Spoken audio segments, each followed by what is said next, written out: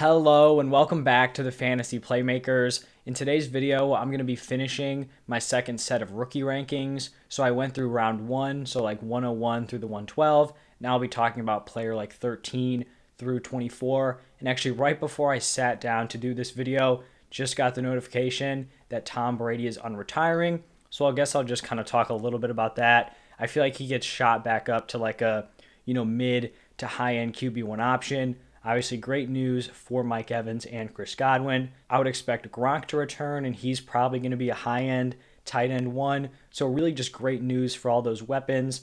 And then what does that mean for a guy like Leonard Fournette? Does he take a smaller deal to return to them? A lot of things to wait and see, but just kind of my initial thoughts there. But let's jump into the rankings. And at the 201, this is where I have George Pickens. Overall solid combine performance. He's 6'3", 195 pounds, ran a 4.47 40-yard dash. What's really impressive about Pickens is his early breakout age. As a freshman, he caught 49 passes for 727 yards and 8 touchdowns, was all right as a sophomore, and then tore his ACL prior to the junior season. Played in like 4 or 5 games, didn't do a ton, but that's kind of going to be expected with how quickly he came back from that ACL. It looks like he is going to be an early day 2 pick, with some potential to sneak into the first round. If he does get that first round draft capital, I could see an argument for him getting bumped into the first round, but right now he's going to be right at the top of the second.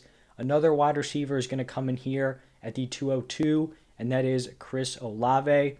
Really not much movement here for Olave. I feel like he was in about the same spot in my last set of rankings. His testing at the combine was solid, had a solid 40. The jumps were not stellar, but nothing where you're super concerned. It still looks like he's going to be a locked-in first-round pick. A lot of fans really love Chris Olave. They think he's like the number 1, number 2 wide receiver in this class. I strongly disagree. If we're just looking at him, he was outproduced by Jackson Smith and Garrett Wilson this year. Jackson Smith is a sophomore. Garrett Wilson is a junior. Olave is a senior. But with that said, I still think he's going to be a very good NFL wide receiver. I just don't know if he has that, elite top tier ceiling. Now at the 203, we've got a huge riser, and that is Brian Robinson.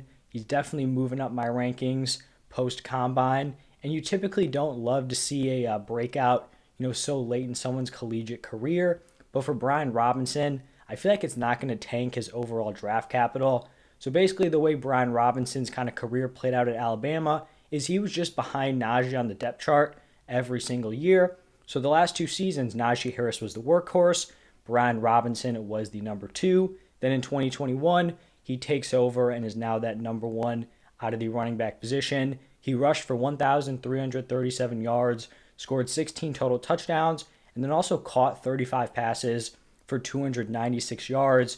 He is a massive running back, 6'2", 225 pounds, and still ran a 4.53, which is pretty solid for that size.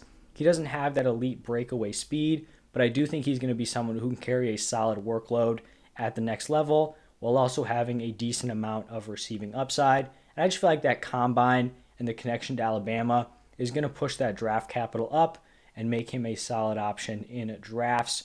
At the 204, this is where I'm going to go with David Bell. Obviously a pretty tough combine for Bell. The expectations really were not high at all, and it kind of seemed like he still underperformed. Came in at 6'1", 212 pounds, ran a 4.65 40. Definitely not ideal there. Had a 33-inch vertical and then a 9'10" broad jump. It's kind of crazy, how wide the difference is between his production profile in college and his overall, physical athleticism. Because as an athlete, he is very subpar at the NFL level. But when you're looking at his performances in college, if you just lined up like the top receiver stat lines, you knew nothing, you didn't know their names, their weight, height, metrics, anything. David Bell would probably be viewed as a top 3 wide receiver in this class. But unfortunately, with that poor combine, not top tier athleticism, Bell may fall, into round 3 or even later. But if he does receive some solid draft capital, second round would be really nice. I could definitely see him moving back up because we know he can produce when he gets on the field. Got another receiver here at the 205, and that is Jahan Dotson. Came in at 5'11", 168 pounds. I was a little bit concerned about that height. He was listed at that. A lot of times that number doesn't stick, but it did. He was very accurate from his time at school. He dominated in his junior and senior seasons. Probably is going to be a day 2 pick, but we know he's a capable athlete and does have the ability to win on all 3 levels of the field. At the 206, I'm going to be going with running back Tyler Allgeier, and he didn't really have a fantastic combine. Also didn't tank it. BYU's workhorse running back the past 2 seasons. In 2021, he was dominant. Totaled 1,800 scrimmage yards and 23 touchdowns. 5'11", 224 pounds. A former linebacker, so we know he has that massive size. He can be a workhorse at the next level and is a really solid pass catcher. And that's what we're going to be looking for with running backs, mid-second round or higher. You do want the guys where if everything hits right, they do have like that RB1 potential in any given season. Now moving on to the 207, this is where I have Skyy Moore, and he is definitely rising in my rankings. A very solid combine for him. I was concerned about his height. He came in at 5'10", 195 pounds. Check that box, and then showcased the speed with his 4.4 140. He has a really solid college production profile also, so I think he set himself up to be a really solid mid-second round rookie pick, and we'll just see where he goes in the NFL draft, hopefully on day 2. At the 208, I've got Christian Watson, who absolutely dominated the combine. 6'4", 208 pounds. This dude is a physical freak. Ran a 4.36 40, had a 38.5-inch vertical, 11-foot 4-inch broad jump, and I think he likely pushed himself up into second round draft capital. Really the only kind of red flag here with Christian Watson is that he played at a D2 school and performed well, but he didn't absolutely dominate the competition like you would, want to see. Keeping all that in mind, I do think this is a fair ranking here at the 208. Moving on to the 209, it is Zamir White, and he is someone that I was not very high on heading into the combine, but I think he definitely boosted his draft stock with, his combine performance. He ran a 4.4 at 6 foot, 214 pounds. That should be pushing up his draft stock. I think he can be a very effective early down back. We saw him in college kind of splitting the backfield with James Cook. James Cook was definitely more that third down back. Zamir White handled a lot of the carries, the early down work. Really the downside here is that he may be effective as like a, RB2 if he hits, but I don't know if he has that 3 down upside because he does lack that work in the receiving game and seems to just not really be relevant at all in that area in college. Now moving on to the 210, I have Desmond Ridder, and really not much has changed here. With my read on Ridder since the last ranking video, he showcased his athleticism at the combine, ran a 4.5 240. We knew he was mobile. I didn't think he was going to be quite that fast, so definitely good to see there, but I feel like that doesn't change a ton of how I view him as a player.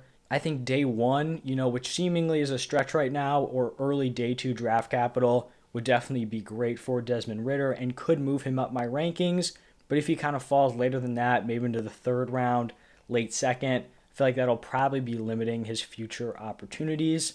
At the 211, this is where I have Justyn Ross, and I'd be willing to spend a late 2nd on the upside of Ross. That's kind of the chance you're taking here because he broke out as a freshman, caught 46 passes for 1,000 yards and 9 touchdowns, solid as a sophomore, then missed the entire 2020 season with a neck and spine issue.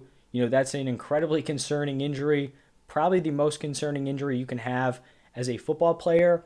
But here's the way that I'm looking at it. If he falls into like round 4, round 5, I'm probably going to be out on him unless it's like, 3rd round rookie drafts.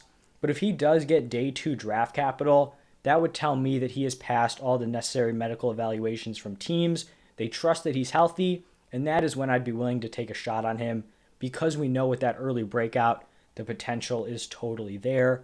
And then to wrap up these rankings, at the 212, player number 24, it is going to be quarterback Carson Strong. Just a very, very solid pocket passer, 6'3", 226 pounds. He's really going to give you nothing with his legs, which can limit his upside. Some people may be a little bit higher on him. I think I mentioned this in the first rankings video. With these quarterbacks, I much prefer guys like Malik Willis, Matt Corral, and then even a guy like Sam Howell over some of these less mobile quarterbacks like Carson Strong or Kenny Pickett to some extent, just because, people aren't very confident in this quarterback class. And so if these guys do happen to hit, I want them to have a huge ceiling instead of hitting, and, their best season is going to be like a mid to back end QB2. Like that is just not going to be moving the needle for your fantasy team. I would like to see him be selected to a favorable landing spot.